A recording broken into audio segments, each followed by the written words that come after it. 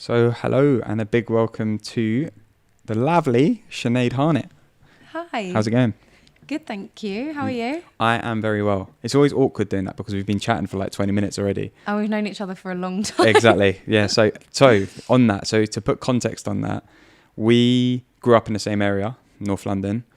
You went to a girls' school.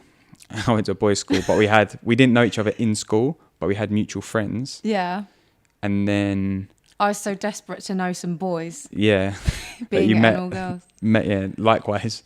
And then yeah, we crossed paths again through your music and through like my music blog. And yeah, then that was it. And then we're mates. That was it. Mozzie. And Moz, shout out Mozatron. Moz. Exactly, shout out Moz. So although I've just given it away a little bit, can you just let the listeners know a bit about who you are and what you do? So I'm a girl from North London, born to a Thai mother, Irish dad. There was a piano in my house when I was growing up. It like got given to us for some reason, and it was just me, my mum, and my sister that lived together. So this piano became like my hobby, and I obviously was obsessed with singing. And then went to uni. Was like, I need to get some qualifications just because it was like embedded in my brain. Yeah. And then I did that, which was acting actually. So I was still having a good time, even though it's hard work. And then music just luckily became my job. And like I was always writing and recording, like in between visiting home and being back at uni. Yeah. So yeah. And now you do it professionally, which is amazing. And I was a singing waitress at one point. No, where? At uni, yeah. I was like serving, it was an American diner, so I'd serve like, I don't know, like a all day breakfast vibe or like pancakes. Yeah. And then I'd be like, walk on by. And it was just, yeah, it was weird. Sometimes people would watch, other times they'd be like, why is the waitress now singing? Like, I'm just trying to eat. Is it like Monica in Friends when she does that job in that diner and it's a singing waitress job? Yeah, a little bit. That's my middle name as well. Is it? Yeah. Oh, there we go. Nice little link. But yeah, so you've just come back from a tour, right, in North America? Yes. How's that? Because what's it like from being someone who's grown up with a passion for music to like writing your own music to then having people like literally on the other side of the world like resonate so much with that they want to come and see you perform live? For the entire tour, there was 10 dates and like every single show didn't get less mad because of that. And like I talked to them obviously during the set and I was like, you don't understand what it means to me to be from a little place in North London and for you guys to all be here tonight. And they would scream, and I think just because people relate to having this like passion or dream, and then when you get to do it and it's met, it's like, so yeah, it was incredible. It was a lot of hard work. Yeah. It was mad. The schedule was crazy, but it was really good.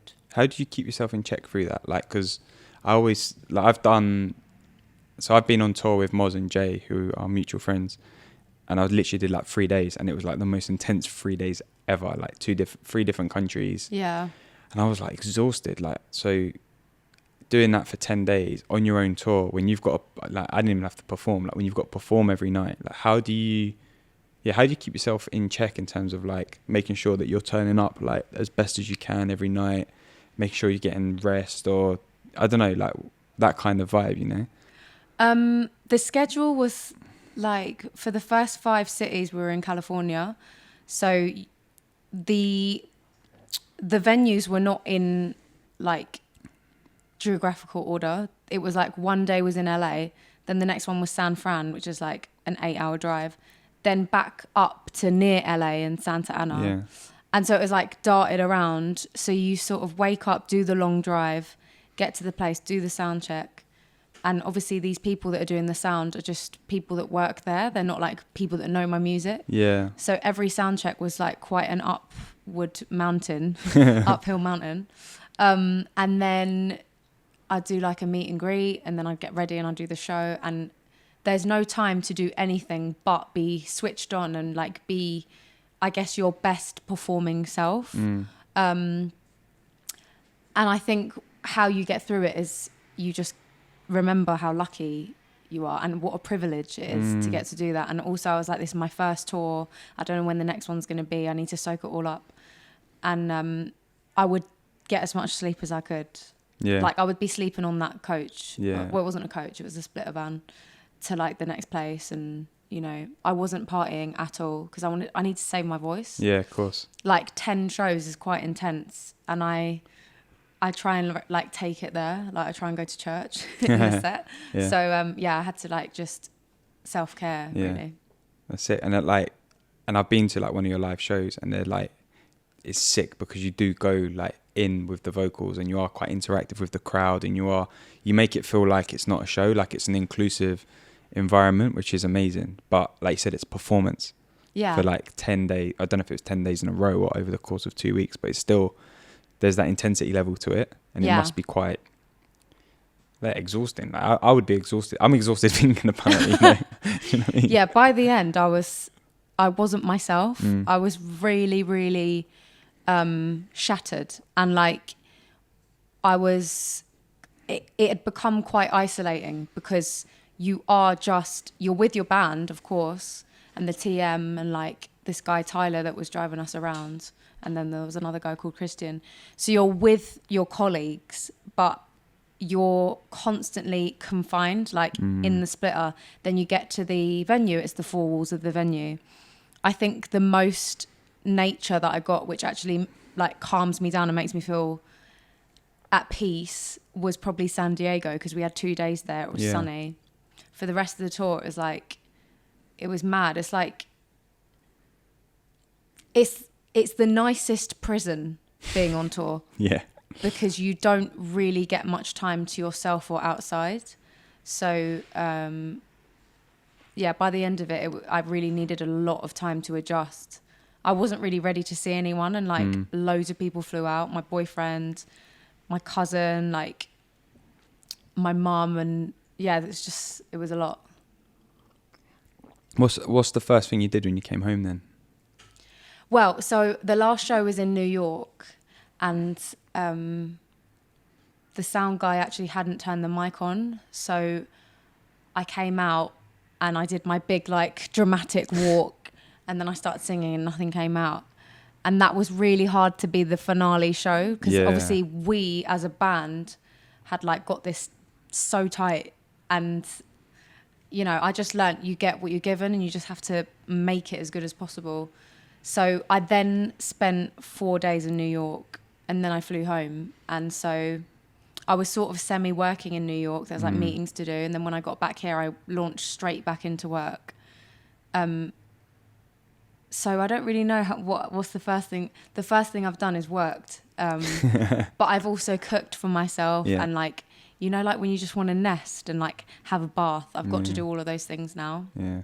So that's nice. Yeah. What's your, because I'm like big into like self-care routines, right? So I'm into like my exercise, my meditation, my yoga.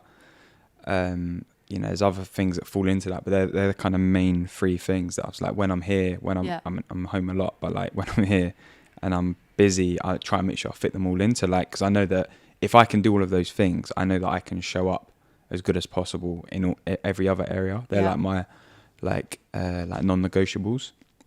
Like, what are yours when you're home? You're great. That's amazing. What? I mean, I'm not a guru or like the Dalai Lama, but I try to do them as much as possible, you know? No, that's a really incredible example to all of us. Non-negotiables being the important phrase. My routine is similar to yours. Obviously, I can't always tend to it as perfectly as I'd like to. Some weeks are busier than others. Of course. Some, obviously, I'm not at home at all.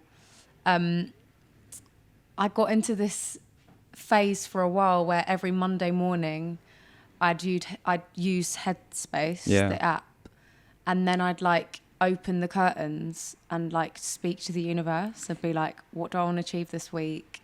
What am I grateful that I achieved last week, and what do I want for the rest of this year?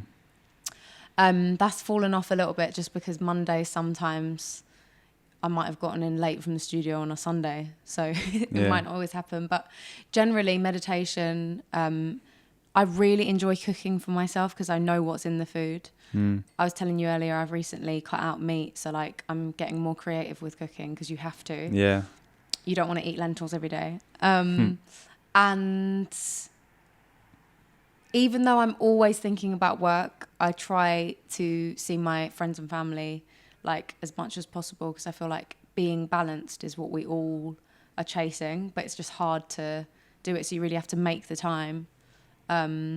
Meditation, seeing friends and fam, and like just chilling. I feel like staying in is so underrated. Oh, that's a massive self-care thing. 100%. Like 100. most of my Fridays are at home these days, like watching a film. Yeah. Like that to me is like a blissful moment. It is so blissful. It's almost like my happy place, I'd say. Yeah. Like definitely just switch off, like don't think about work and just put the TV on, put a film on or a program and just sit there and just like unwind. Yeah. Do you know what I mean? I also find it like really interesting how you were just saying like about trying to keep the balance. Like I find it massively fascinating how the things that we know are good for us are always the things that are the first thing to fall out the window when we're busy. Yeah. Like they're the first things that we park. Yeah. It's just like, just find it mad. It's like, why have we got ourselves into a mindset where we think that's acceptable? It's like, oh, I'm really busy, I can't do my yoga or my meditation but ultimately that's the thing that's good for you. I get into a bit of a pattern where I will choose extra sleep over the self-care stuff because I feel like if I get ill, like my job is my voice. So it's really hard, like if I'm ill to do that. So I, even on tour, like I made the excuse when I was waking up at like 10 or 11, which generally at home I really don't like doing because it doesn't make me feel like I've seized the day. Yeah. But yeah, on tour, like I'd wake up later and I'd be like, you need that for your voice. So yeah, it is interesting as like we're both creative people, how you'll always put work things first. And like, it is hard to make time for self-care because it's, you know, we want to put the people we love above everything as well. So yeah, maybe we need to like book ourselves massages more or something. Yeah, definitely. Like I go to physio like regularly, like every 2 weeks, and sometimes it's to treat something, like some niggle I might feel in my back or like some tension I might have in my hip. But more often than not, I just like, I'll go and just be like, yeah, can you just like, just loosen up my legs? Like just give me like a sports massage on my legs, just because it's like, ultimately it feels good. Yeah. And because, like I said, I exercise quite a lot. Like, or when you're sitting down, you're putting quite a lot of pressure on your legs without realizing it. So it's just nice to like have that. It's a bit of like a kind of like mindfulness moment for me. Yeah. Do you know what I mean? Because you're just in the zone, just like, yeah, this feels good, even though it's like killing me. Whenever I've booked myself a massage, it's funny, I do find myself thinking for the first like 20 minutes. A lot of the thoughts are, oh no, this is so good, I don't want this to end. And then like things like, oh, is this enough tension? And like, I can definitely see my thoughts way clearer because I'm like in a dark room and I am purposefully making the time for me. It's almost like the thoughts are the other way to torture you, so you don't fully get the self-care. It's hilarious.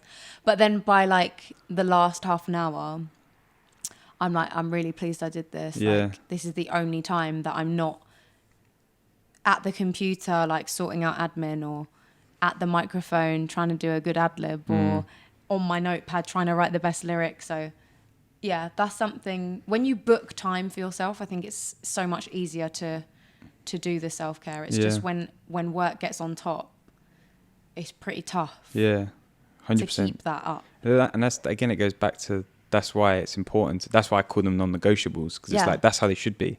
Like if I'm running late for work, I am still 100% going to find time for my meditation, or do you know what I mean? Or I'll just get up a bit earlier to go to the gym because I know that if I've got to be at work a bit earlier, I have to do that a bit earlier. Like it's just Are you familiar with Lizzo? Yeah. So one of her like sayings or quotes in her shows, she says, if you can love me, you can love you. And I feel but I can't love you unless I love me. No, she's like, if you love me, Lizzo, Yeah. if you can love me, the woman I am on this stage, like all the hardship I've been through, Yeah. you can love you. Yeah. Like, you've bought tickets to see me, so, you know, spend that money on you sometimes, Yeah, kind yeah. of thing. I think similarly, I wouldn't say to my sister or my other sister, do you know what? Don't have that bath tonight. You need to do more work. Yeah, exactly. Like, we need to treat ourselves how we would treat our loved ones, but it's very easy for us to put ourselves on the back burner, just because I feel like naturally as human beings, like, we're striving for more all the time. Like, for me, I'm like, how can I write better songs? How can I engage fans more deeply? But actually, sometimes that can just be too much chaos. Yeah. From trying so hard that you need to, like, rein yourself in sometimes. Yeah. And think, how would I talk to my sister or my boyfriend about this? I wouldn't make them do that, so I shouldn't make myself. That's a very good way of looking at it, because I always see it, for me, like, what works really well is connecting myself to the present as much as possible. Mm-hmm. So if I'm thinking about, I need to do that thing for next week to do this, then I'm not really being that present sure. with what's right in front of me. And I can get distracted so easily.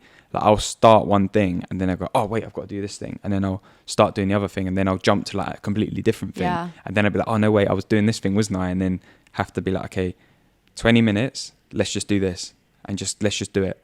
And really, like, focus on that thing that's right in front of me, and not and if those thoughts come up, I'll just write it down on a notepad. Oh my gosh. Or something. You are literally my twin. I feel like Wait, when's your birthday? Are twins. 12th of October. So you're not a Scorpio, are you? Libra. You just miss it. Yeah. You? I'm Scorpio. 20th November November. 25th. Close. 3rd. 20th. Oh, happy birthday. Thank you. How Last was week. it? Sick. Oh my gosh, thanks for the invite. I'm actually going out on Friday if you want to come. Where are you going? I'm just going for a chilled one with my mates. Oh, I literally okay. sent the message out today, and it's Wednesday, and it's on Friday, and they're all like, oh mate, I'm busy already. And I'm like, it's cool, don't worry, it's super chill. Just going for, like, some food and some shisha. Okay. Oh, nice. Chilled vibes. What were we just saying before the birthday? Because it was... I was saying how when I get distracted by things, I start to note it down. Twins, and just, right? My most common gift I get from friends is notepads, because I'm constantly writing lists, and it's almost like an anxiety blocker. Yeah. Because instead of need to do this, need to finish that, flying around my head, oh my God, you didn't text that person back. Like, I have to write it down so that it's out of my head. Yeah. And once it's out, it's like, maybe I can tackle it. To be honest, probably since around age 10, my to-do list has been growing. Yeah. But at least I can see it in front of me. Yeah. I feel like we should both get like a chalkboard. Or I've got a whiteboard in my room. A whiteboard. I've got one. Yeah, I think we both need that. I've got one. I use mine to, like, break up my week. So I was funny enough, because I was saying to Anton just before, like, I find that productivity, like, to be really productive, all you're doing is trying to solve problems before they happen.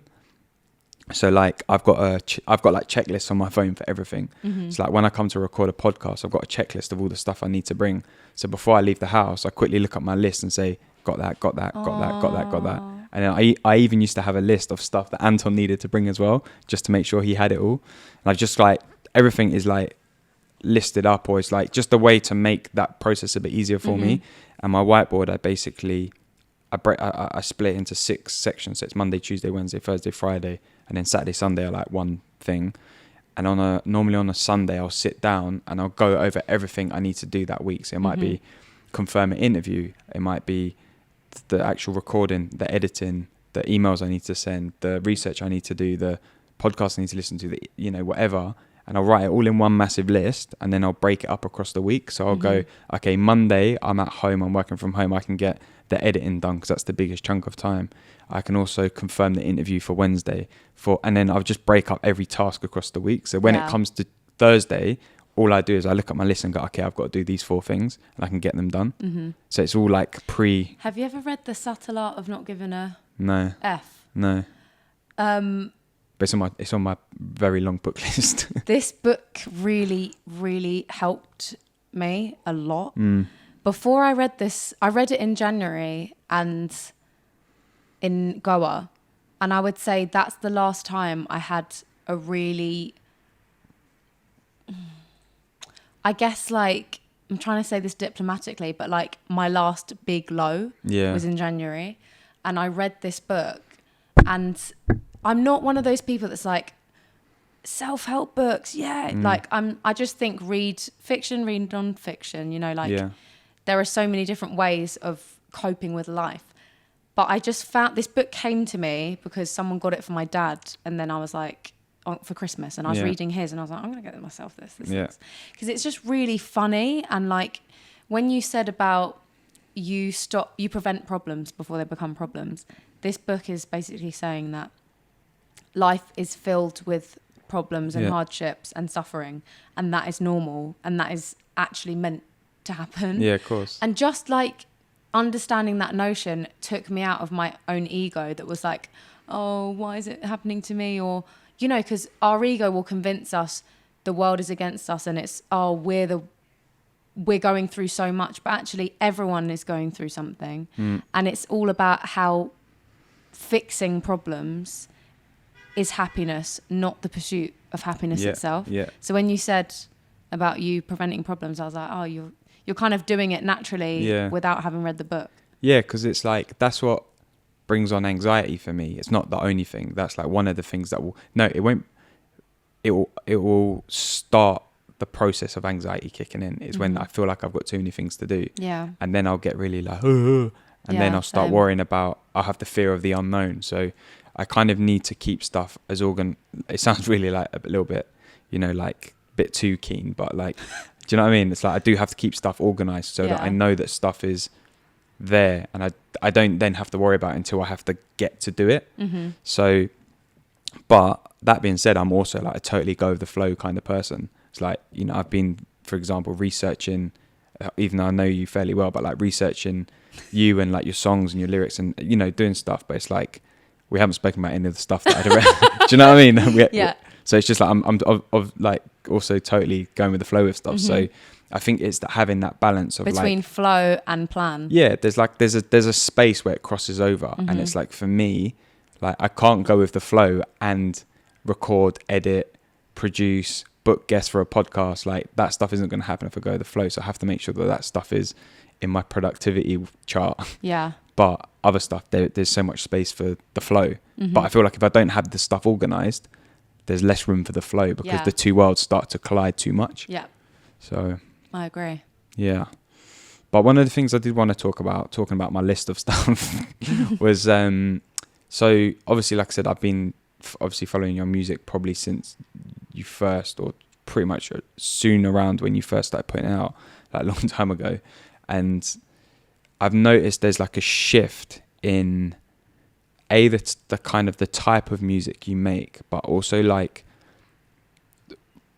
the topics that you're covering. And it feels like there's a lot more you and a lot more kind of like joy in the music that you're making now versus stuff that you were making, but not saying it was bad, like it was good still, but like it felt like there was a different energy in it. And this energy feels a lot more like raw and personal and you and open. Like, has that been a conscious shift for you, or is it something that, did you just go with the flow of it? Oh, good segue. Loving the segues. I'm going to try and answer this as concisely as possible because I do ramble a bit. That's fine. We're here to ramble. We got the time. Yeah. What are podcasts for? I also can't speak sometimes. Really annoying. But yeah, so I always had an obsession with singing and music and like making chords because of that piano that was in the house. But growing up in a single parent home with like a mother that was brought up in Thailand, which is a completely different culture to here, there were quite a lot of expectations. And so even though I had this like burning passion, even from like aged 7, I was singing then, I didn't necessarily feel like encouraged or given a voice to do it. I had the singing voice, but it wasn't like, oh, this is an option for you. So when I got to college, that was the first time I actually sung in public. But even back then, like, people would say project your voice more, but it always felt like this secret because I didn't kind of want to let my mum down or do something that was seen as wrong. Yeah. Did you almost feel like ashamed of it? I loved it, and the positivity overrode, but I think I was just a bit shy. Yeah. And unconfident. So then when I got to uni, I like made a YouTube account, and that's when the godfather of grime discovered me, and then that's when music became, like, luckily my job.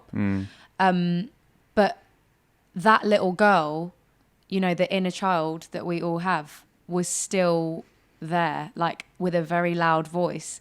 You're not good enough. Who do you think you are trying to do this? And so the earlier music that I was releasing was definitely from a more vulnerable place. And I think writing from, you know, pain or vulnerability is a great thing, but not having the confidence to carry it is really difficult. So in writing sessions, even, you know, maybe 6 years ago, I would let other people lead and I wouldn't let my voice be louder because I didn't really believe in it. Like you wouldn't fully give everything. You'd kind of hold back. I was so scared. Like I was even saying today in the studio, hence this attire today, that back then, even singing in front of people in the studio, I was like so scared to. So I think the shift that you're feeling now, where I'm more accepting of who I am, I've done the work on, like, understanding that the voice in my head that was putting me down isn't my voice. You know, there's remnants of maybe my mum's voice in there, or people that maybe do think, who do you think you are, trying to, like, do a creative job. And I started to realize my voice was the one that's fought to get here, and, like, the fun part of me that, like, is obsessed with music. And, you know, when I hear a harmony and I'm like, oh, dang, girl, like, that is sick. Or I hear a certain chord that just, like, hits a nerve for me. So I think the shift in the music has been the shift in my own confidence as a person and a human being, directly correlating with, oh, actually, I think I have got this. It should be that chord, guys. You know, like, trusting in myself more. I think that confidence isn't something taught in school, neither is mental health. I mean, there is progress in that field, but for me, it wasn't there. So until you really start trusting yourself, and that takes a lot of work, some for more for others than for others, some for more than others, you know what I'm saying? Then I wasn't able to, like, find myself as an artist. But so now I think I have, and it's a journey that I think you just keep maintaining. It's not like, oh, I found myself, now I can just run off into the sunset and never work hard again. It's just, like, maintaining that. So what are the things that you did then to kind of, like, step into that? Like, what's the work that you had to do behind the music and the writing and the singing on yourself to almost unlock that confidence in yourself? One thing that I have never not had is a hard work ethic. I think because there's that passion that, like, it's almost something you can't describe. It's just in you. Like, for you, it's talking to people and healing people and, you know, teaching people about mental health. And for me, it's getting to share my story and move people the way that whatever that story was moved me. So I think it was because of the hard work ethic, I never gave up. I got to a point where I really nearly did. And it was like breaking through that final wall, almost like you've got nothing left to lose now. And I fell straight back in love with music because I'd fallen out of love with it. Because, you know, there's only so many times you can be told, no, that song's not good enough. Like, that you're just like, oh, I just can't do this anymore. So I think just really saying to yourself, sometimes the journey takes you left, sometimes it takes you right, sometimes you feel like you're moving backwards, but you just have to stay on it. As long as there's movement, it's good. Yeah, and sometimes you might stall, but you don't stop trying. Like, that would be probably the only advice I would give to my younger self Yeah. and to anyone else. Like, if you've got finding out, Will Smith said this once, finding out what your purpose is and your passion is the hardest part. Yeah. Once you've found that, you just keep going. Yeah. And I find that, and it's funny because I didn't want to put the words in your mouth of like falling out of love of music. Yeah. But that's kind of what I was alluding to, is I felt like you got to a stage where there wasn't a sense of the love of the music. But only because I guess maybe because I know you personally as well, I could sense that, and knowing how you are as a person. And as you said, energy, you can feel when someone's in their element. Yeah. Like, if you, for example, Prince had 30 plus albums, I'm sure his diehard fans would know, wow, he was really feeling it in this one, you know, and maybe, this was different. Yeah. So, Is there also a pressure though of like coming up in the music industry and seeing other people doing well to like try and not just match the success in inverted commas, but match the kind of the trends within music, like the type of music and the type of sound? I think that something I'm learning now is that we're all the same, and we all feel jealousy, and we all feel worried that what if we're not doing it right, and these are all human feelings. So I think I got to a place where very recently where I was like, I'm only playing myself if I feed into those. So if you hear, you know, a massive new genre, there might be that voice in your head like, I'm not doing that. How will I be heard? But then it's just about quietening that voice. And, you know, I'm aware I'm not Beyonce. Like, I know I've got a lot further to go, but I think just realizing we're all winging it. We're all challenged by things, and we're all, sometimes we might feel like, is my way the wrong way? But for me, like, I know that the only thing that will work for me is if my gut agrees. Yeah. So if my gut was feeling this new beat that was a genre I hadn't done, cool. But if it's not, then it's not right for me. Yeah. I'm the same. I'm such a like energy vibe kind of person. Like if I don't personally feel that vibe with something, I find it really hard to do. And it's like, even with the podcast, it's like, I'll listen to other podcasts, or I'll see how other people are building theirs up and their audience, or the type of video they're making or putting out or whatever. And there's a part of me that's like, oh man, you should be doing it that way. Like you should be doing it that because that works so much better. Or you should structure your interviews more to like be more whatever. But it's like, I can't do that. I don't enjoy that because I feel like I'm not in the moment and going with the flow of it. I feel like I'm trying to force something that isn't natural. Yeah. Whereas when I've started to like, and people who have been listening for a while will know that the shape of the interviews has changed, probably more so this year, in terms of like just having a good conversation. It doesn't matter. Like we could sit here for an hour and talk about everything but music, but it would still be a really good conversation. Yeah. And to me, that's what matters, because it means we were both in that conversation, making Present. it good and being present. Yeah. Whereas if I'm trying to force in angles about music and trying to just keep it on a music vibe or whatever, trying to force stuff in it, it becomes a bit more unnatural. Yeah. So I just now let a conversation flow, because to me, I feel more comfortable in that. Like I don't really get nervous before an interview, unless it was like Will Smith, I probably would be. But like, do you know what I mean? It's Me like, too. I don't feel the nerves anymore, because I'm just comfortable in letting the conversation go. Whereas before I was like, I'd have my phone with like questions written down and I'd be looking at it and like, okay, I need to ask this question next, and I'm not in the conversation. Yeah, for sure. Do you know what I mean? Yeah. Which is a But bit ratings crazy. to you, because there are givers and there are people that aren't necessarily giving. And I think as the leader of a conversation, like if someone isn't giving much, you really have to be quite a personable person to deal with that. I fully rate radio presenters because you never know what you're going to get. And like, I've watched interviews where I can see it's probably quite challenging, but they just pick that mood up. And I feel like it's similar, even though this isn't a radio show, it's like, this is your conversation. And like, I could literally be like, not really interested, Al. Yeah, but you know what though? As much as it is, I host it. Like I see it as it's the guest conversation. Okay. So I take it to... You're such a good human, aren't you? I try to be. I put it to them. So it's like, this is your space now to talk about the things that you want to talk about. And that's where the conversation flows naturally. Yeah. Do you know what I mean? Well, then that maybe takes the pressure off of you because you're like, well, yeah, it does. This is their time. Yeah, and then I feel more... Like, I do less of the talking. Like that, I listen to some podcasts, and I'm not saying it's right or wrong, where the host does as much talking as the guest, which is fine as well because it works for them. Yeah. But for me, it's like I prefer not to talk. So I just ask a question and let you ramble on. Do you know what I mean? It's like, and it works. So, but yeah, on that. So yeah, what was I gonna... So yeah, I wanted to discuss on the music tip. It's forcing the music conversation now.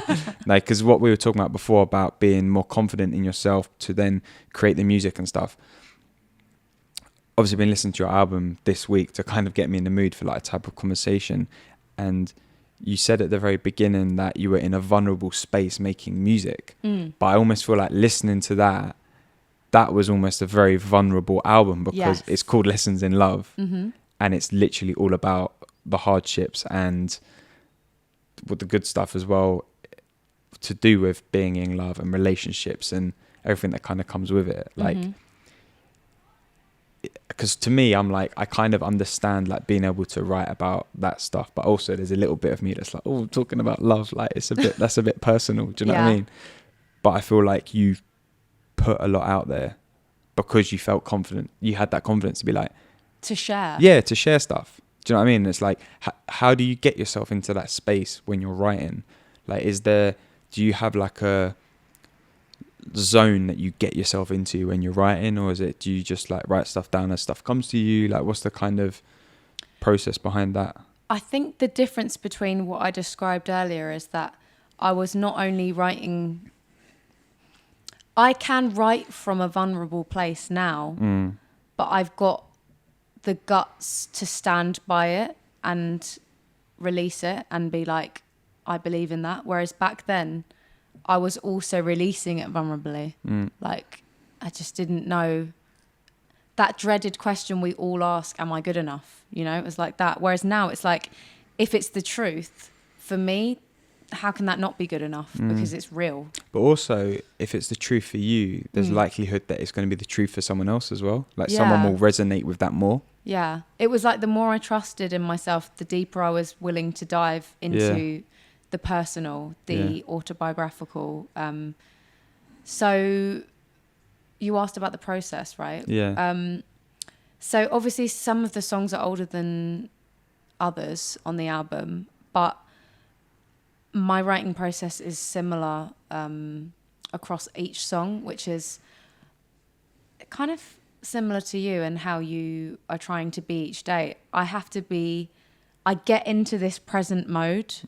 You can't always find it. I don't know if you're familiar with the woman who wrote Eat, Pray, Love. She did a TED Talks. No. I have to send it to you. She talks about how we can neither take too much credit for our art, nor can we blame ourselves when we don't make good art. And she's basically saying some days, you know, the genius will turn up. You know, some days Shakespeare wrote Romeo and Juliet. Other days he might have written something that never came out because it was awful. And so she says, it's your job to show up. And if it happens, great. And if it doesn't, don't be too hard on yourself. Because basically people were saying to her, oh, how are you going to top Eat, Pray, Love, babe? First of all, who asks that? And secondly, like, that must have been a challenging or daunting feeling. So for me, like, obviously I'll go to the studio. Sometimes I write on my own at home, just the piano. And I just try to find that flow, like what we were talking about earlier. And if nothing has happened or nothing has like affected me, normally nothing gets written because I'm a feels writer, like things that have happened to friends, things that have happened to family members, relationship problems that I've had in my family, obviously relationships with guys that haven't gone right has gone into my writing too. And yeah, just feeding off of that real emotion, the way that situation has affected me is what writes my music. Yeah. So yeah. And did you learn anything about yourself whilst writing?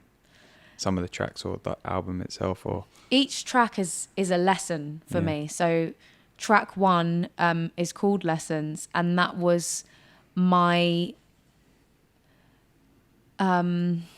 what's that word when you don't want to do something? It's on the tip of my tongue.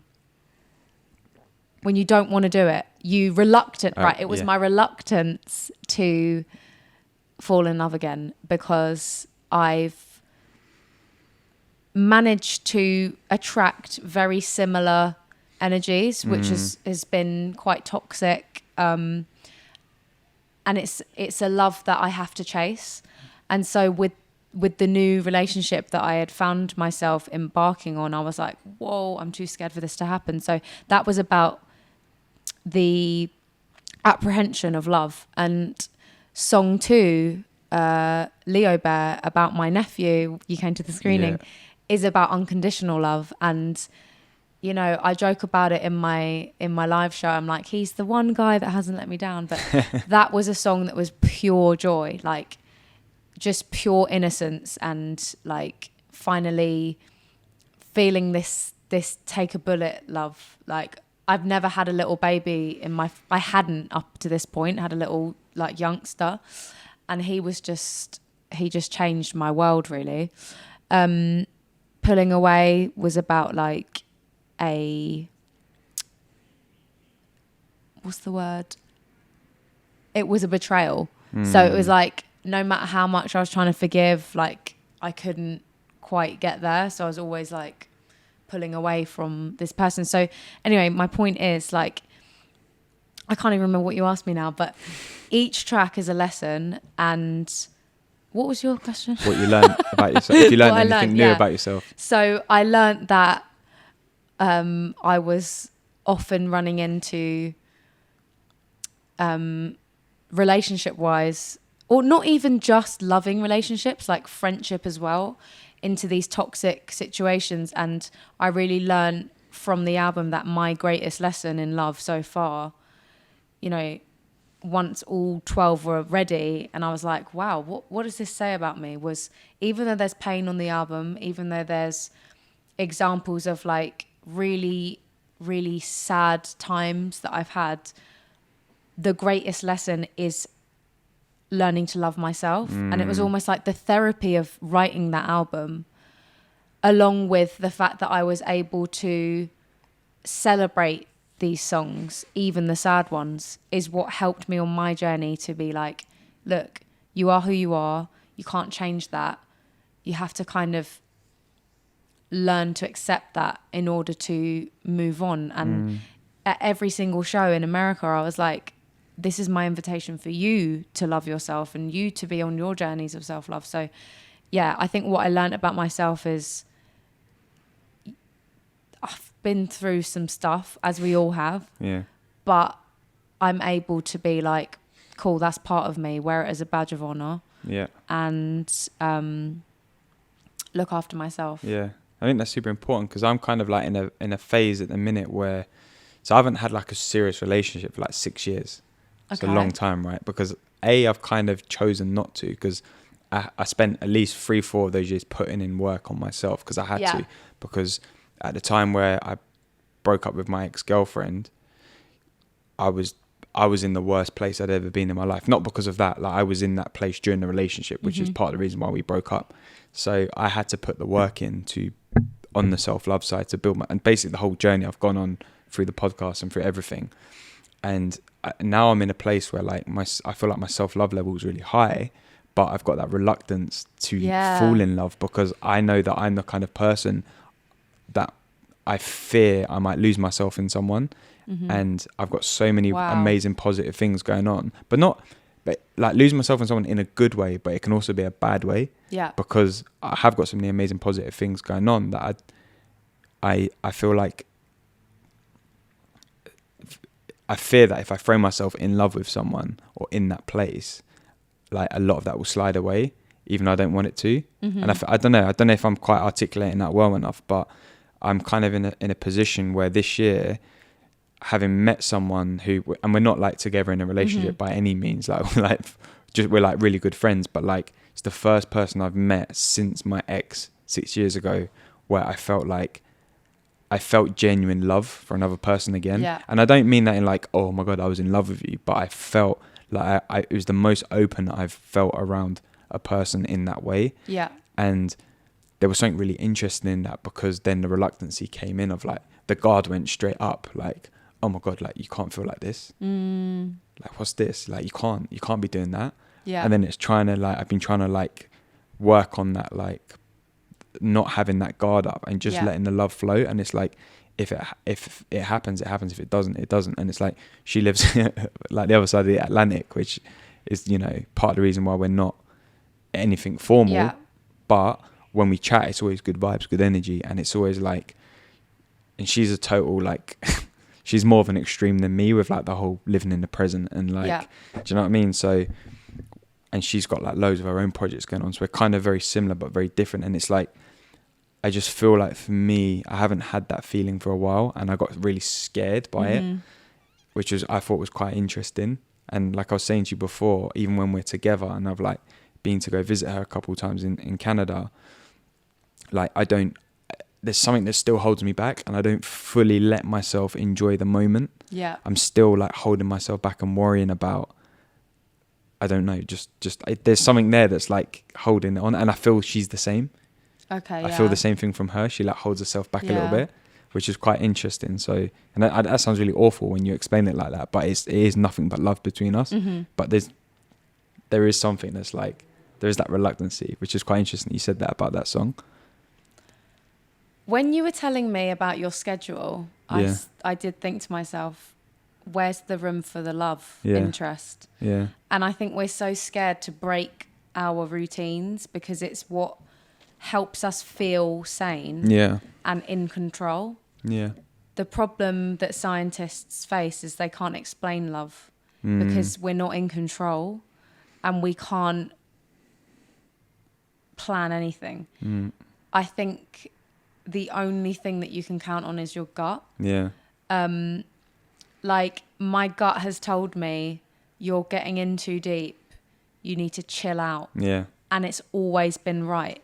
But once you start falling, you really can't help it. Yeah. So I understand your reluctance, but I do think that your gut will guide you. Like, will there be a time when it can work, when she is here or you're there, or an opportunity? Yeah. And but that's also like, when neither of us are trying to force anything at the same time, you know? So it's like, I'm fully more emotionally available just in general as a person than she is. And I don't mean that in a bad way. Yeah. Like, because she's literally one of the most amazing people I've ever met. But it's like, I'm more the type of person to be like, oh my God, like, I'm so happy to have you in my life. Like, I'll just send that message because I'll be thinking about it, and I'll wake up full of love and I'll just send that message. So it's like, I allow myself to like put stuff out there, but also like there's a little bit of me that still holds back, and it's like, this is a really scary place. Like, do you really want to be here? Like, and then it's like, you know, you can't overthink it. And it's what I do with everything. Overthink everything. Same. Hence the planning and the charts and the Yeah. stop the overthinking. But what I actually was going to say as well is that, you know, it's like, and I was saying to you before we started recording, is that I've got this pattern of like, I'll meet someone, and like, so even though I've been single, like formally single for like 6 years, obviously I've had like a few like on and off, like seeing other people type things. But my normal pattern is I'll meet someone, I'll be super interested from the get-go, and then something will happen within like 4 weeks to 6 weeks, and I'll just be like, no, I'm not interested anymore. I just get like cold feet. Not even cold feet. I just get like, just something doesn't feel right, or I make myself like something doesn't feel right, and then I'll just like park the whole situation. Yeah. And then it's like, cool. And then the next one comes, and it's like the same process, and it's always like a 2-month window. Yeah. But this has been like a 6 to 7 month window, and I'm still like, still in. Do you know what I mean? So, which is quite interesting. And maybe it's because of the distance, and we don't really speak loads, and it's not like we're speaking every day, or like we can't hang out all the time. Yeah. So there is a bit more of you have to build up the love rather than like falling straight into it. Yeah. Which is quite interesting. I think the whole notion of falling in is flawed because it sounds bad. And someone that is very wise and a pretty cool guy is Rob, who taught me this. He was like, why do we fall in love? Why don't we stand in love? Yeah. Why does it have to be this vulnerable, oh, what's happened to me thing? Yeah, like, and it is because we naturally want to control everything, and we want to know what tomorrow brings and what the next day brings. But becoming comfortable with the uncertainty of life is probably the biggest goal for everyone, because we don't know. And I think love is one of those things that you can't help but wanting to hear from that person. And like, if you spent, for you, the last 6 years not relying on anyone, you know, not having anyone to answer to, it's a bit of a weird prospect to think, oh my gosh, I might be there again one day. Yeah. But I have to say that I don't think anything beats that person that you can cuddle. Yeah. But that's part of it though. It's like, yeah, that sometimes it's like, that's all you want is you do. It's not even about like the sex or, you know, like all of the typical good stuff within a relationship. It's actually just having the intimacy of like, like morning cuddles. Yeah. I'm done. That is everything. Yeah. I think women generally don't crave sex as much as guys. And the intimacy is like definitely our fave. Yeah. I can't speak for like the whole nation, but Yeah. it's something about that person that is there that you can talk to. Yeah. That has your back. Like, of course you have that with friends, but you don't cuddle your friends in bed. It's different, yeah. But I'm quite like, what's the word? Like, I can be quite intense with my passion in a sense of like, if I do have that intimacy with someone, I just want to like hug them all the time, or like, you know, just sneak up and like give a kiss on the cheek, or like just, do you know what I mean? And I feel like it's so cute. No, but do you know what I mean? It's just like I like those things more than like the actual what we see a relationship as being. And obviously like the vibe has to be good. That's like the most important thing. But like those moments are really like special. It's very interesting that the one person in 6 years that has lasted for a connection longer than 2 months lives that far away. I know. And part of me thinks like, is it because it's almost like I can't have it? Yeah. Like that feeling. But also and I don't mean it as in her. You're protected by it too. You're protected by that distance. Yeah. Whereas you've created a distance with the other people you've met yourself. Yeah. By being really, like, bye. But I find like I'm just learning so much about myself. Like even when we're together or have been together, it's like I find a lot of the feeling that you have within yourself comes down to expectation on the other person. So it'd be like, if I'm lying there in bed, for example, and I'm like, part of me is just like, oh yeah, I just want her to like roll over and like hug me. And then she doesn't do it. Like I'll get annoyed. No, I won't get annoyed, but like in a situation you could get annoyed by that. But it's just because you've put the expectation of you wanting them to do that without that necessarily being their expectation of that situation. So you've created something in your head to make you unhappy. Do you know what I mean? It's almost like what's the word? Self-sabotaging, like a situation. And I feel like that's what I started to do in my head when we've been together. It's like I've started to self-sabotage, to be like, no, this isn't right.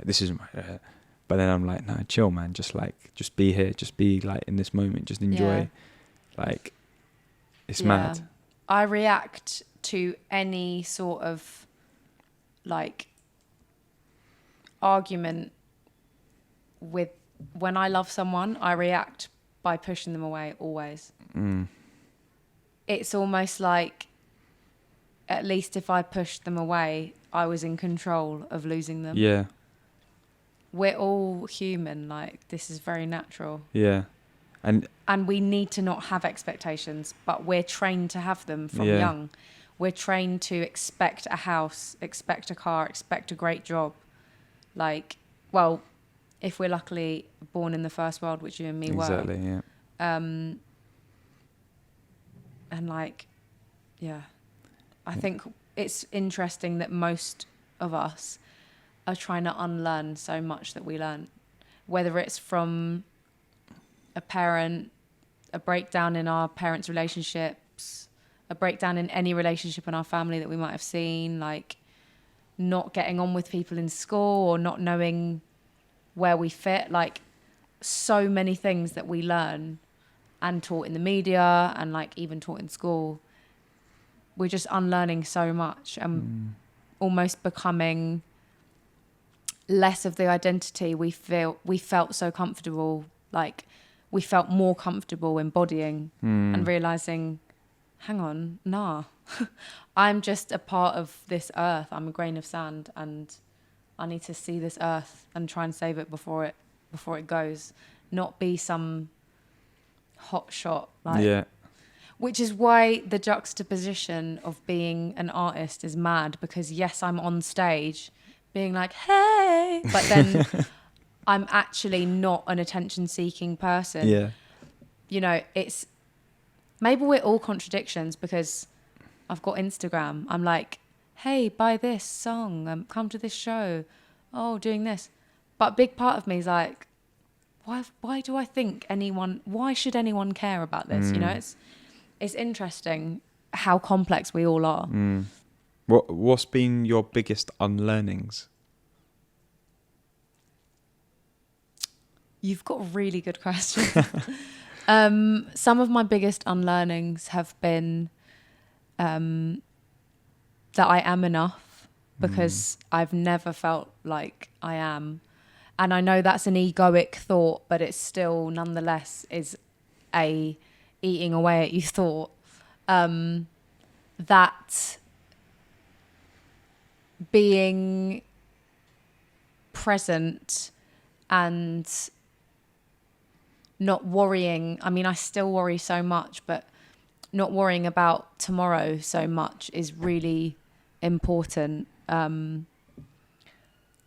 I think like I had quite a strict upbringing, so I've learned actually we're all our own entities and we need to live, as long as it doesn't harm others, how we want to live. And that I was never going to be happy by running away from figuring out, like, what am I about? You kind of have to run towards it 1,000,000 miles per hour, even when you hate it. I don't know if that's the right answers, but I think that, I mean, that's what's just come into my head. Yeah. Well, I think that's powerful, because I think there is a lot of like, and to be honest, I get so confused with like interviews that I've done and conversations I've had and other podcasts I've listened to, but I heard something or said something or was chatting to someone the other day about leaning into that uncomfort. Yeah.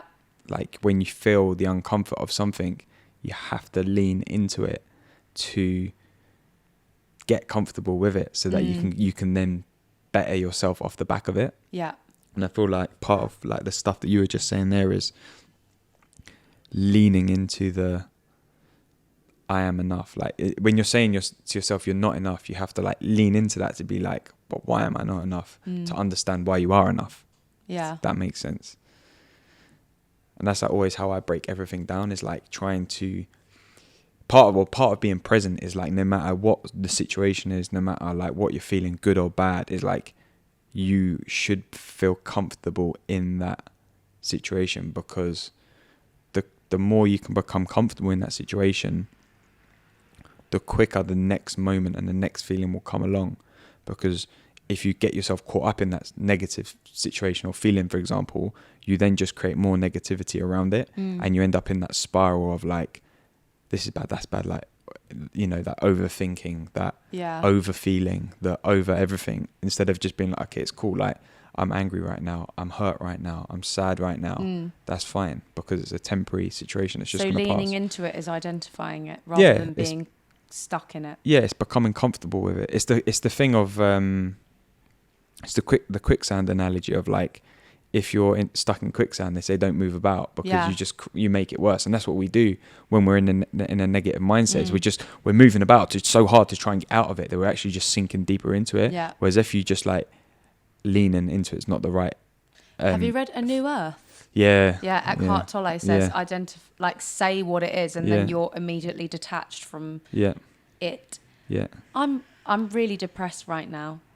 You're already not the ego talking, you're the true self. Yeah. Like, I am depressed means you're not lost in depression. Yeah. You've identified what it is. Yeah. You're like, cool, I need to get a handle of this, you Yeah. know? And another really good way of putting it is like to say, using the same example, is like, instead of saying like I have depression, I am depressed right now, is being like, depression is present right now. Right. Because you separate it, you take From being you take you. the I out of it, the you out of it, and you make it a separate thing, and you identify with it as a separate thing. Yeah. Which is, again, it's kind of like, in a way, it's like identifying it and recognizing it so that you can then accept that that's what it is, so that you can then move on with it. Yeah.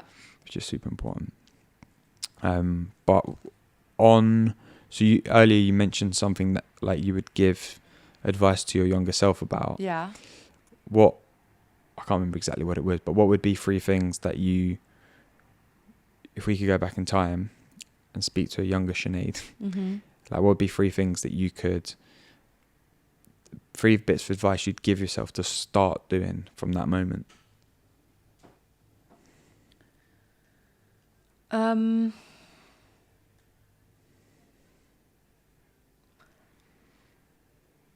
I would say stop worrying. I still worry a lot, and I still sometimes feel like if I could run as fast as my thoughts, I would definitely be Usain, or faster. But I would say stop worrying. Please learn to trust yourself quicker. You are the only thing that's going to set you apart, and you are only in competition with your previous self. And I would say, please love yourself, and stop adopting the way that you learnt to love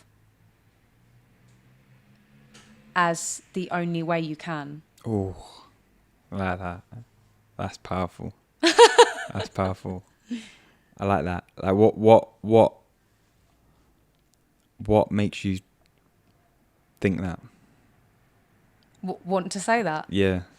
I don't know. I seem to know a lot of like gurus, but this guy, Alain de Botton, he does the School of Life on YouTube, and one of his videos on why we pick difficult partners explains that how we learn to love, like as children, dictates how we pick our partners, like in adult life. And I watched this and I realized I grew up without my dad. He lived in Australia. My parents were divorced.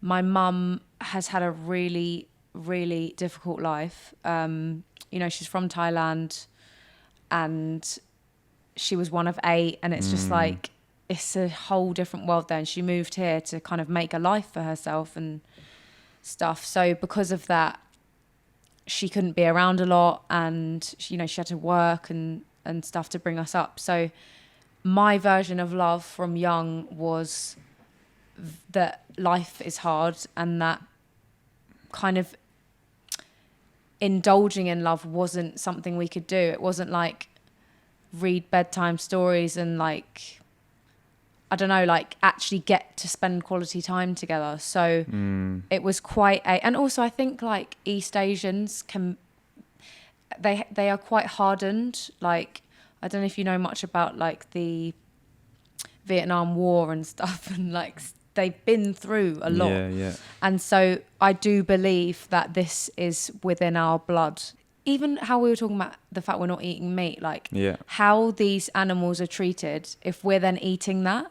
Similarly, if our ancestors were treated badly, remnants of that is in our blood. So I feel like this is a very long answer, but how I learnt to love was quite tricky, and it wasn't this this warm, fuzzy thing to indulge in, which is what most people face. You know, even if they had a perfect 2.4 children, there's going to be problems in their family somewhere. And what we learn from that, you know, I definitely think that I went for unavailable guys, which a lot of girls do, but like it was because I wasn't used to this warm, fuzzy, let's cuddle all the time thing. So the reason that I chose that is to say you can change that. You don't have to be a product of your experiences or your hardships. You actually take from them, you take the best parts of it. Like, I think I'm quite a compassionate person because of things that I was taught,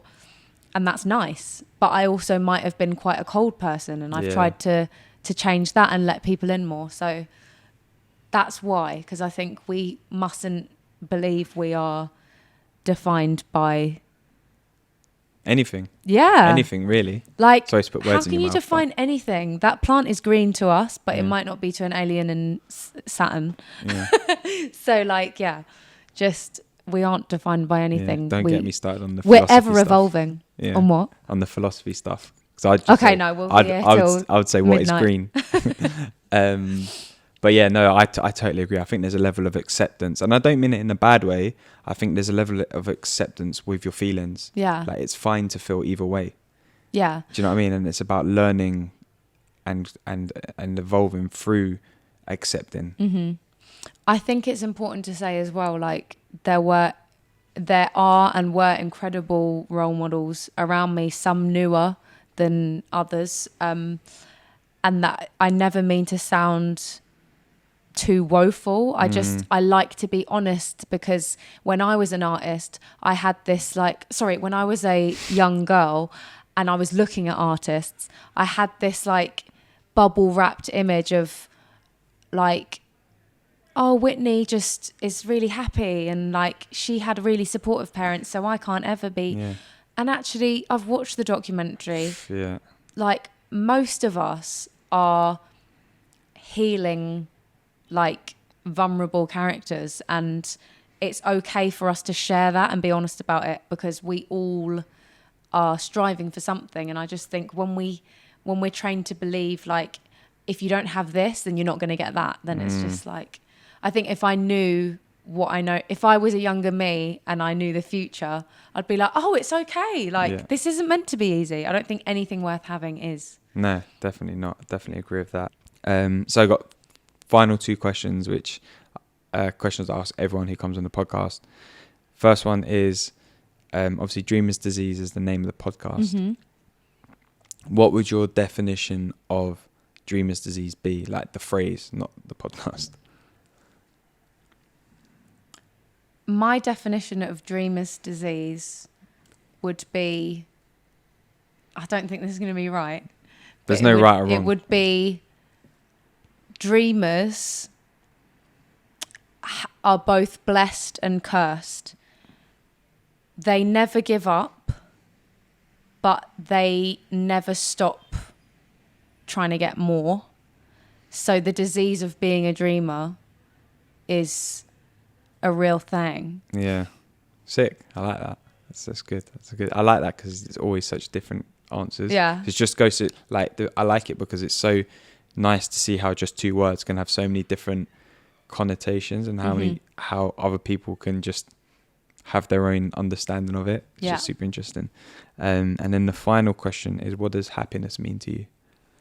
I've been asked this before, and my answer shocked me because it was really cute. Happiness to me is unconditional love. And just knowing that the person or people that I love are alive. That is cute. But Bradley Cooper got asked this on one of his like actor studio interviews, and he said, hearing the person I love breathing. And I was like, oh, that's a bar, fam. You're going to get one. That girl with that. That is a good one. That is a good one. But yeah, before we sign out, can you let people know where they can keep up to date with you online? and where they can get the album, and anything else you want to kind of shout about. Yeah, so thanks for listening to my rambles. I am Sinead Harnett, and my album and all of the up-to-date dramas of my career are found on all socials: Instagram, Twitter, Facebook, Spotify, Apple Music, all under Sinead Harnett. Yeah, so I'll link it all up in the show notes as well. Thanks. But yeah, thanks for doing this. It's been awesome. Thank you. We did go deep, which is cool. Because when we were chatting before we started recording, I was trying to say so little, so I just wanted to save a lot of the conversation for this. But yeah, appreciate it. So appreciate you. Thank you, babe. Thank you.